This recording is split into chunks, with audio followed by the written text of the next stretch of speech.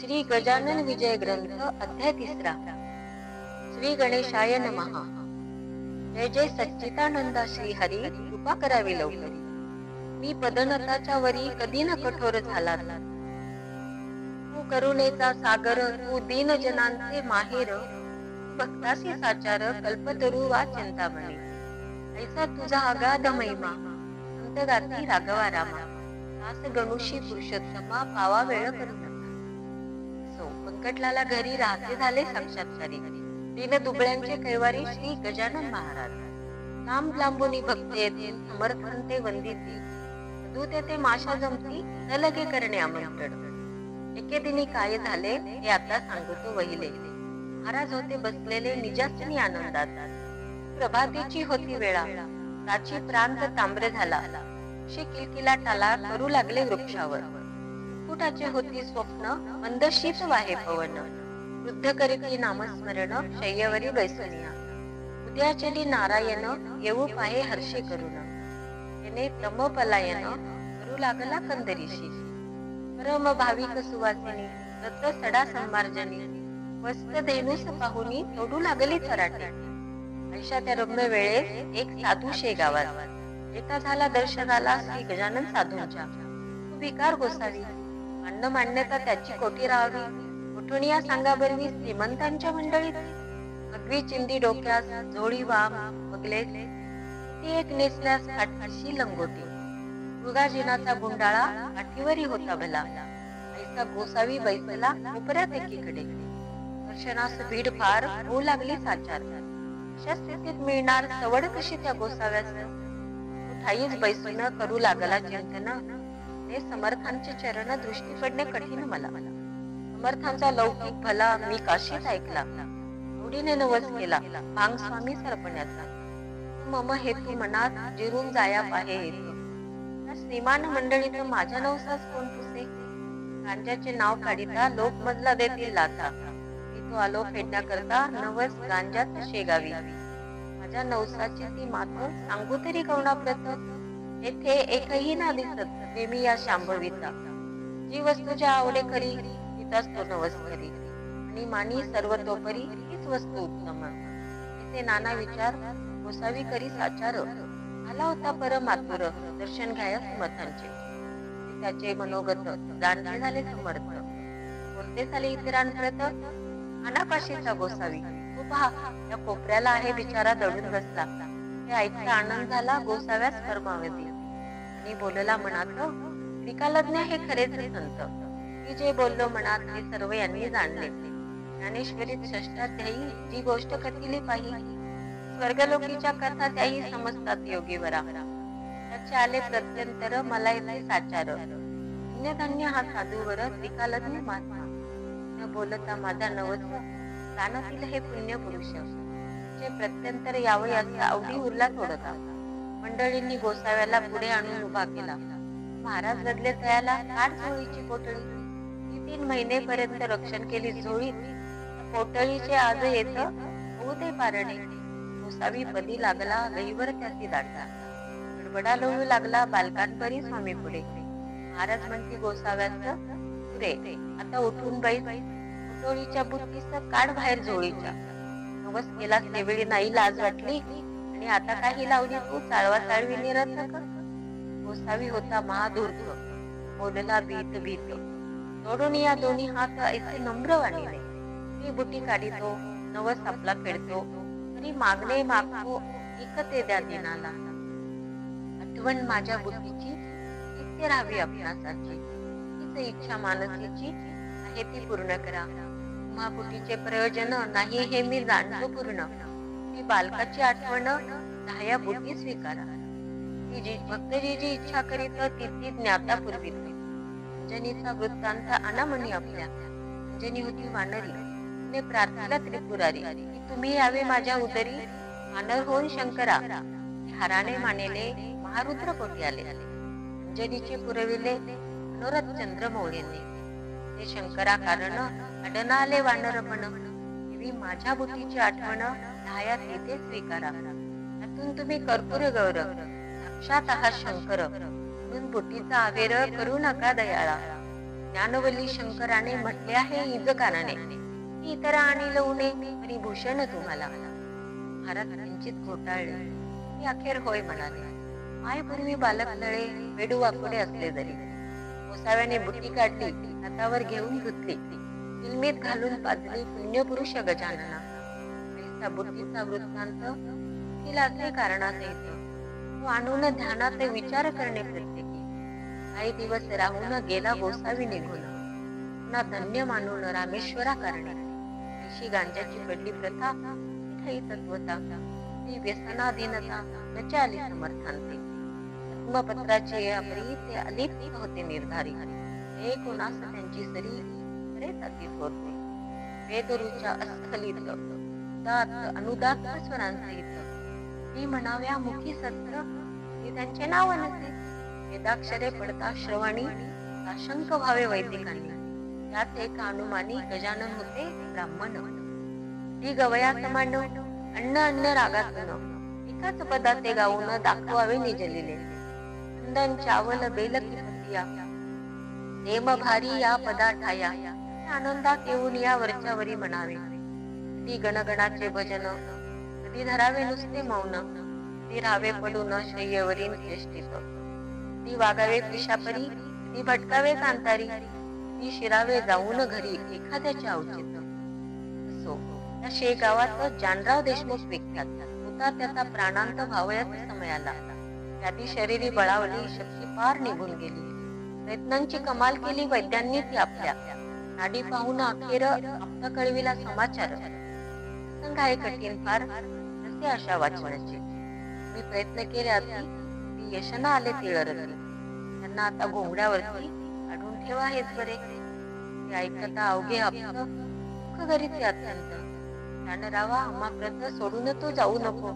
ज्या प्रित्यर्थ नवस केले, नाना दैवता लागी भले, तीन कोणी पावले हाय हाय रे दुर्दैवा. वैद्यांनी टेकिले हात, प्रयत्न झाले कुंठित. आता अखेरच्या यत्ना प्रत करून पाहू एक वेळा. पंकटलालाची घरी आहेत एक साक्षात्कारी. यांच्या योगे शेगाव नगरी झाली प्रति पंढरपूर. साधूने आणिल्या मनात काय एक नाही होत. सच्चिदानंद बाबांप्रत ज्ञानेश्वरांनी उठविले. जे पाहू प्रत्यंतर राजा कोणी जोडा कर. नका करू रे उगा उशीर, वेळ आमच्या समयाची. ऐकून एक आपलं आला बंकट सदनाप्रत. जानरावाची हकीकत बंकटलाला कथन केली. जानराव देशमुखाचा समय अंत काळाचा आला आहे जवळीच आता, म्हणून आलो तुम्हाकडे. महाराजांचे चरण तीर्थ त्या कृपा करून मजबरत. तीर्थ नव्हे अमृत होईल वाटे जानरावा. बंकटलाल म्हणे त्यावरी, ही गोष्ट ना माझ्या करी. मी करावी अत्यादरी विनविनी आमच्या वडिलांना.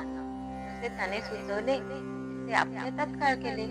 भवानी रामा विनविले द्याया तीर्थ समर्थांचे. भवानी राम सज्जन, त्या मनाचा दयाळू पूर्ण. दुसऱ्याचे दुःख ऐकून सज्जनतेच निवळ होती. त्याला मध्ये भरून पाणी समर्थांच्या लाविले चरणी. आणि केली विनवणी, तीर्थ देतो जानरावा. मसे तुकविली मानत तीर्थ पाजिले नेऊन. जानरावा कारण घरघर घशाची बंद झाली. हात हलवू लागला, किंचित डोळा उघडला, उतार पडू लागला तीर्थ प्रभावे देशमुखाशी. तो पाहता प्रकार आनंदे नारी नर. सत्पुरुषाचा अधिकार आला कळून सर्वांशी. मग औषधी बंद केली, कीर्ती विस्त ठेवली. त्या योगे लाभती झाली आरोग्यता जानरावा. 8 दिवसा माघारी जानराव झाला पहिला परी. भवानी रामाची घरी आला दर्शना समर्थांच्या. आज संतांचे चरण तीर्थ साधनात झाले अमृत. संतन ते साक्षात देव कलियुगीचे. येथे काहीशी शंका उत्थान पावे सहज देखा. श्री गजानना सारिका संत होता शेगावी. मग तो तेथे असताना गेले न पाहिजे कोणी जाणार. यमाजी पंथाची या सदना परी हाच आहे कुतर्क. संत मृत्यू ना टाळीती, निसर्गाप्रमाणे वागती, तरी संकटाते वारीती अगांतुक असल्यास. सच्चिदानंद बाबाशी ज्ञानेशी उठविले नेवाशाशी. तरी ते अखेर आळंदीशी देह ठेवीते झाले हो. याचे रहस्य इतके आहे, हे गंडांतर टाळीती पाहिजे. हे टाळणे काहीच नव्हे अशक्य संत पुरुषाला. मृत्यूचे 3 प्रकार आहेत जगीस आचार. त्यांची नावे क्रमवार देतो तुम्हा कारणे. आध्यात्मिक, अधिभौतिक आणि तो अधिदैविक. त्या तिघाण माझी बलिष्ठ देख आध्यात्मिक मृत्यू असे. ती भौतिकाची तयारी खूपच घाणे होते करी. नाना प्रकारच्या शरीरी व्याधी निर्माण होतात. त्यांचा जोर झाल्यावर मृत्यू येतो अखेर. त्या मृत्यूचा परिहार करता येतो औषधांना. मात्र औषधी देणारा शास्त्रज्ञ असला पाहिजे पुरा. औषधीचा पसारा आहे अवगत दयाशी. ऐसा वैद्य भेटल्यास ती भौतिकाचा होय ना असे आधी दैविकाचं नवस सायास घालवी. खंडांतर रूपाचे मृत्यू दोन प्रकारचे, भौतिक आणि दैविक साचे हे आहेत ह्याच जगी. मृत्यू जो का आध्यात्मिक कोणाच्याने न टळे देते. हा अर्जुनाचा बालक कृष्णा समक्ष पडला रणी. तिचा जानरावाचा मृत्यू खंडांतर स्वरूपाचा होता तो टाळीला साचा. समर्थ तीर्थ देऊन या म्हणजे गंडांतरा कारण निवारीती साधू चरण. हे चाले घडून शेगावा माधारी. आई मृत्यू नवसांनी टाळीचा येते अजनी. तरी तो नवस श्रद्धेने केला पाहिजे विबुध हो. श्रद्धा पूर्ण असल्यावरही तीच मृत्यू टाळी खरी. श्रद्धा अवघ्या माजारी सर्व बाजूनी श्रेष्ठ असे. तीर्थ साधूचे तेही टाळे मृत्यूसाचे. वरील दोन प्रकारचे ती तो साधू पाहिजे. साधू असल्या वेशधारी ऐसी न होय गोष्ट खरी. माती न होय कस्तुरी हे ध्यानी असू द्या. तर विकार धुतला विना अंगी साधुत्व येईना. आणि साधू विन होईना अघटित कृत्य केव्हाही. म्हणून बहुरूप्या कारण जपणे आहे अवश्य जाणं. हीच पाहून पिवळेपण सोने पितळेच मानू नका. गजानन नव्हते वेशधारी ते पूर्ण साक्षात्कारी. म्हणून तीर्थाने झाली बरी व्याधी चांद्रावाची. देशमुख बरा झाल्यावर भंडारा घातीला थोर. साधू पेत्यर्थ साचार बंकटलाला चिये घरी. ते देशमुख बरा झाला तरी स्वामींशी पेच पडला. मी मनाचे विचार केला एका येणे रीती. कडकपणा धरल्या विना ही उपाधी टळेना. अर्थ साधू प्रापंचिकांना साधुत्वाची साड नसते. दिवसापासून म्हणू लागले अवसान. स्वामी महाराज दयाघन वरपांगी कडक झाले. हा त्यांचा कडकपणा असह्य झाला इतरांना. ही त्यांच्या भक्तांना काही न त्याचे वाटते. देवी नरसिंह अवतार इतरांची वाटला क्रूर. ती कया दिसा कुमार मोहीन भाल्या तरुका. बाकीने इतरा भयंकर परे तिचे जे का असेल पोर. तिच्याच अंगावर निर्भयपणे क्रीडा केली. असो आता गोष्ट दुसरी सांग तुम्ही खरी. कस्तुरीच्या शेजारी बसल्या माती मोल पावे. चंदनाचा शेजार असला थोडा भोवतीवर. वासित होतो साचार हा न्याय निसर्गाचा.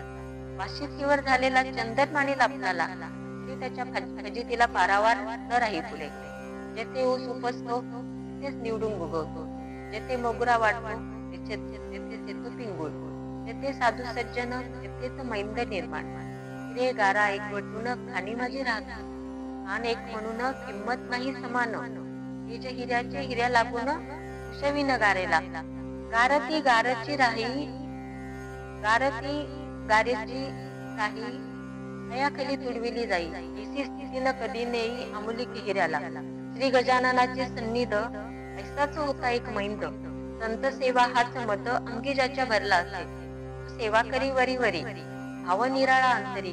मिठाई पेढे सावरी समर्थांच्या नावावर. भक्तगणास ऐसे म्हणे मी समर्थ कृपेचे पोचणे. ते काम माझ्या विने होत नाहीये ठाया. कल्याण समर्थांचा अत्यंत आहे आवडीचा. दिन खाली जावयाचा शब्द माझा त्यांच्या पुढे. फिल्म त्यांची मीच बरी. खाण्यापिण्याची तयारी निजांगे मीच करी. अत्यंत मी आवडीचा. ऐसे लोकांस सांगत असते आपला सवरात करीत असते. अधमाचे नाव असे आळी विठोबा गाठोळ. महाराज स्वयमेव शंकर हा बनवला नंदिकेश्वर. हमेशा करी गुरुगुर आल्या गेल्या भक्तांवरी. ते अंतर्ज्ञानांनी जाणिले सर्व समर्थांनी. कौतुक केले एके दिनी ते ऐका विभूद हो. परस्त काही मंडळी शेगावी दर्शना आली. मूर्ती होती निजलेली समर्थांची शय्येवर. या गुणाचा होईना जागे करण्या समर्थांना. मंडळीच होती जवाना थोरा पुढे जाण्याचे. कुजबुज करू लागले. विठोबाला विनविते झाले. विठोबा आम्हा पाहिजे गेले आत्ताच येथून परगावा. आम्हा निकडीचे आहे फार ऐसा करावा विचार. महाराज तो शय्येवर अगदी निद्रिस्त झाले. त्यांचे दर्शन घेतल्या विना आमचा पाय निघेना. हे अवघड काम होईना तुझ्या वाचून येताई. समर्थांच्या शिष्याचा मुख्य धोरणी महादूत तुला आम्ही जोडितो हात एवढे काम करावे. त्या स्तुतीने विठोबा फुगून गेला म्हणी. त्याने जाऊन तक्षणी महाराजास उठविले. मंडळीचे काम झाले. ते संकट ओढवले. घाटोळ विठोबावरी भले. कर्म जैसे तैसे फल. समर्थांच्या हाती एक काठी ती होती भली मोठी, तीच त्यांनी घातली पाठी त्या विठोबा माळ्याच्या. म्हणती, बेटा माजून गेला, आपली स्थिती विसरला. या लुच्च्याने आरंभीला उघड उघड व्यापार. मला लावितो उपाधी, घंटे आणून बांधितो मठी. घुमारे घाली कधी कधी ऐसा अति नीचा. या घुमाऱ्याचे बक्षीस हे मी देतो तुला खास. जवरी केला कृपेस होईल प्रभूचा अपराधी. सोमला साखर मानू नये, ईशा जवळ करू नये. जराशी लेखू नये निजकंठीचा ताईत. अशा रीती ठोकला गडाखाली घाटोळाला. विठोबा तो पळाला, पुन्हा आला मागुती. अरे जे का असली संत तेथे ऐसेच करीतात. ढोंगी मात्र जातात आशांची या करांमध्ये. जे अधिकारा वाचून ढोंगी बैसकी होऊन संत नादी लावण्या जन ऐसे प्रकार कितीतरी. मतलबी त्यांना साथ देती, उदो उदो त्यांचा करीती. भलभलते सांगतात ती साक्षात्कार ढोंग्याचे. त्याने दोघांचे काम जाई, फार पैसा मिळवला जाईल. तरी ही प्रथा बरी नाही, समाज जाईल असा तळा. अरे जे का असली संत ईश्वराचे निस्सीम भक्त. नानमुळी आवडत सानिध्य त्या षंडांचे. तीव्रतेशी शेजार मजबिनीचा का पटणार. प्रती अलंकार काय शोभती कथलाचे. संत शठाते राखीती, परीन त्याला महत्व देते. ती जगातील एक व्यक्ती कृतकर्म भोगून आली असेल. ती माणसे समजून त्याविषयी धरती मौन. जेवढी निवडून लागून स्थानभूमी देते हो. उग्रा निवडून गाणी शेर ही जमिनीची लेकर. तरी किमतीचा प्रकार निरनिराळा तो तिघांचा. मोगराचे संरक्षण तरी ती निवडुंगाचे दहन. किल्टांसाठी बांधून शेर ठेवी ती दारावरी. ठेवी संत भूमीवरी रक्षण अवघ्यांचे करीती जरी. किमती माझी ठेवी ती परी गुणांप्रमाणे भेद पहा. नशीब विठोबा घाटोळाचे किती खडतर होते साचे. पाय लागून साधूचे दैवे दूर झाले की. तरी तो ना ढोंग करिता ती योग्यते प्रती चढता. संतांची ती योग्यता त्याने मुळी ना जाणली. कल्पवृक्षाच्या तळवटी बसून इच्छिली गारगुटी. वा मागितली करवंटी कामधेसू सेनूपासून. न कोणी करावे संतांपाशी राहून बरवे. ते विचारा ठेवावे हरनिशी जागृत. हा दासगुण विरचित श्री गजानन विजय ग्रंथ. आरक हो भवाब्दित अवघ्या भाविकांकारणे. श्री हरिहरार्पणमस्तु. शुभं भवतु इति तृतीयोऽध्याय समाप्तः. गुरु समर्थ सद्गुरु श्री गजानन महाराज की जय.